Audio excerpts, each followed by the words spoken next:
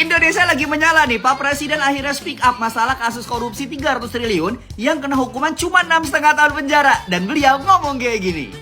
Kalau sudah jelas mengakibatkan kerugian, terutama juga hakim-hakim yang vonisnya jangan terlalu ringan lah. Rakyat di pinggir jalan ngerti, vonisnya sekian tahun. Tolong Jaksa Agung naik banding nggak? Naik banding ya? Naik banding. Vonisnya ya 50 tahun begitu kira-kira. Nah, kalau kayak gini kan masyarakat jadi tenang kan bahwa presiden ternyata merhatiin dan juga turun tangan untuk memberantas korupsi sampai menyarankan untuk bisa sampai 50 tahun.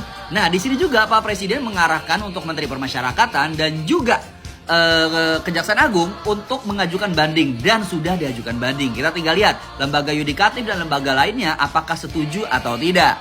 Pasti banyak yang nanya, tapi bang, masa ya presiden gak bisa langsung ngasih kekuasaan 100% kayak langsung hukuman 50 tahun penjara? Gak bisa, negara ini 100% tidak dipegang oleh presiden karena dibagi oleh beberapa lembaga. Dimana kalau misalkan 100% dipegang oleh presiden atau kalau pemimpin, takut disalahgunakan. Makanya ada lembaga dimana setara, jadi kayak dimusyawarahkan, ini setuju.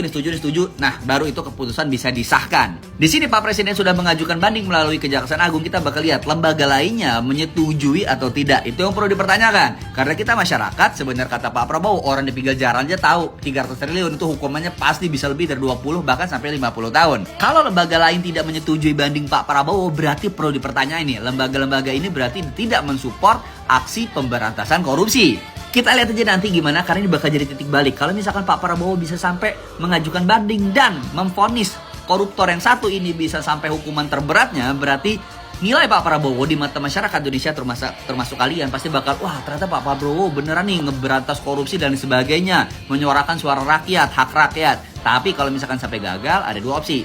Yang mau diserang lembaga-lembaga yang tidak mendukung bandingnya Pak Prabowo, atau yang selanjutnya sudut pandang Pak Prabowo di mata masyarakat Indonesia pasti bakal turun, ya kan? Karena harapan masyarakat Indonesia sama Pak Prabowo ini bisa dibilang cukup tinggi karena agak lain bisa dibilang dibandingkan presiden-presiden sebelumnya.